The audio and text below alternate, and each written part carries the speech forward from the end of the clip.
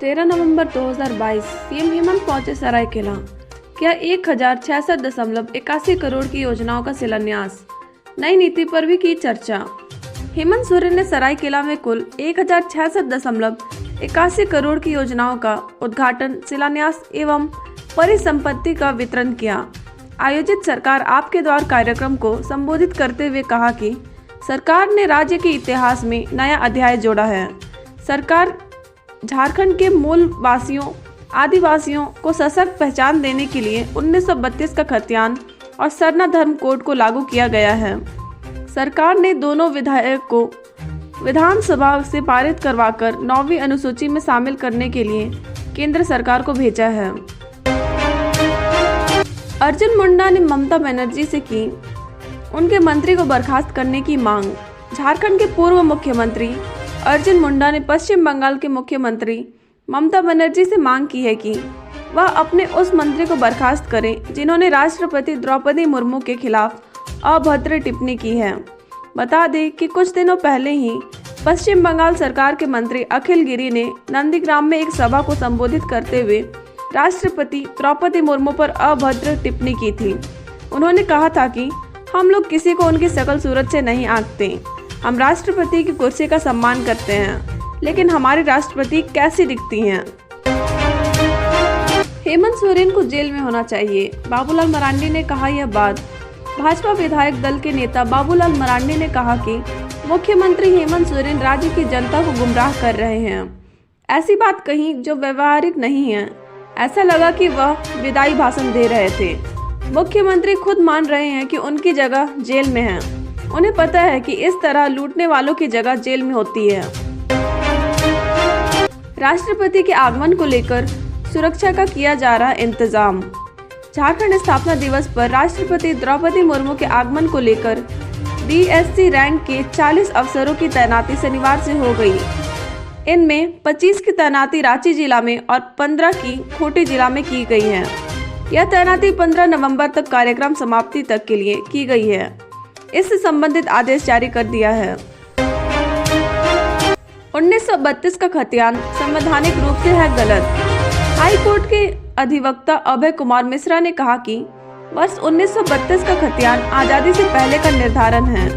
ऐसे में आजादी के बाद बने पाकिस्तान और बांग्लादेश गए निवासी भी झारखंड के स्थानीय माने जा सकते हैं, क्योंकि बंटवारे के बाद यहाँ के लोग भी पलायन किए हैं। उन्होंने रांची गजेटियर हवाला देते हुए कहा कि वर्ष 1893 में यहाँ के लोगों को 2/3 आबादी को असम के चाय बागानों में काम कराने के लिए ले जाया गया था। उन्हें असम का स्थानीय निवासी होने के साथ साथ अब वे भी 1932 के खतियान के आधार पर यहाँ के निवासी माने जाएंगे। ऐसा करना संवैधानिक रूप से गलत है। उन्होंने 9वीं अनुसूची में इसे रखने की संबंधित सवाल पर कहा कि यह पूरी तरह से केंद्र सरकार पर निर्भर करता है, क्योंकि यह कानून राज्य के लिए बना है, जबकि 9वीं अनुसूची में रखने के लिए संविधान में संशोधन जरूरी है। पारा शिक्षकों के बाद अब राज्य में BRP CRP के लिए भी बनेगी सेवा शर्त नियमावली।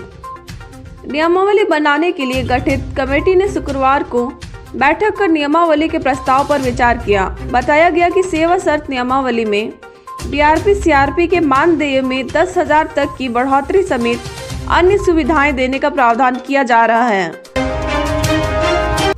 झारखंड में 2024 तक हर घर में नल से जल की व्यवस्था होगी।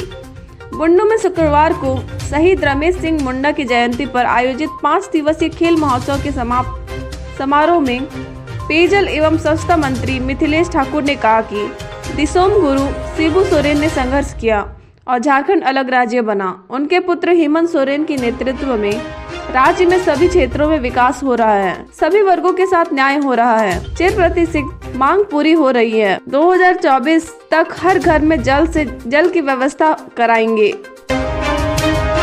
परिषद ने राज्य सरकार के सलाहकार की योग्यता पर उठाए सवाल। देसी शराब निर्माण, बोतल बंद व भंडारण नियमावली 2022 में बदलाव करते हुए झारखंड सरकार ने 3 रंगों के बदले सफेद रंग की बोतल में ही देसी शराब की बिक्री का प्रस्ताव तैयार कर सहमति के लिए राजस्व परिषद को भेजा। इस प्रस्ताव पर विचार करने के बाद परिषद ने 6 महीने के अंदर ही नियमावली में बदलाव का कारण जानना चाहा है। परिषद ने अपने सुझाव व मुख्यमंत्री के निर्देश के बावजूद उत्पाद विभाग द्वारा स्टेक होल्डर की राय लिए बिना ही नियमावली लागू करने की गंभीरता से लिया है। साथ ही इस मामले में राज्य सरकार के सलाहकार की योग्यता पर सवाल उठाए हैं।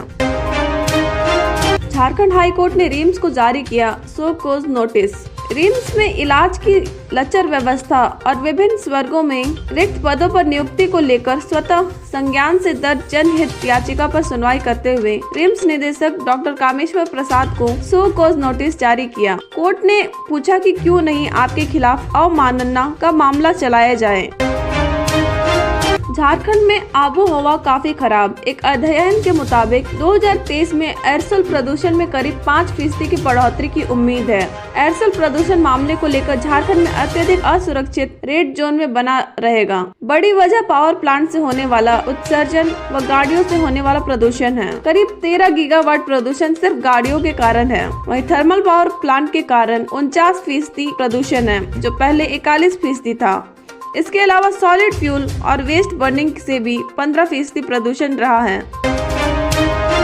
जैक के सदस्यों के चयन का विज्ञापन हुआ रद्द। स्कूली शिक्षा एवं साक्षरता विभाग ने झारखंड एकेडमिक काउंसिल के सदस्यों के चयन के लिए जून 2020 में ही आवेदन मंगाए थे, लेकिन 2 वर्ष से अधिक समय में भी सदस्यों का चयन नहीं हो पाया। अब विभाग ने जून 2022 में जारी किया विज्ञापन को रद्द कर दिया और इसे नए सिरे से विज्ञापन जारी कर आवेदन आमंत्रित किए हैं। 6 श्रेणी में कुल 11 सदस्यों के चयन होना है। विभाग ने 11 सदस्यों के चयन के लिए 8 दिसंबर तक आवेदन मांगे हैं। Women FIH hockey Nations cup 2022 की टीम में झारखंड की 4 बेटियां शामिल। टीम में शामिल है खूंटी की निक्की प्रधान, सलीमा टेटे, संगीता कुमारी और beauty Dungdung. FIH hockey Nations cup 2022 होगी 11 से 17 दिसंबर तक आयोजित। धन्यवाद। तो इसी के साथ आज का समाचार समाप्त होता है। ऐसी खबरें पाते रहने के लिए टुडे झारखंड चैनल के साथ बने रहें और हमारे साथ बने रहने के लिए अभी सब्सक्राइब करें। So like, share and subscribe.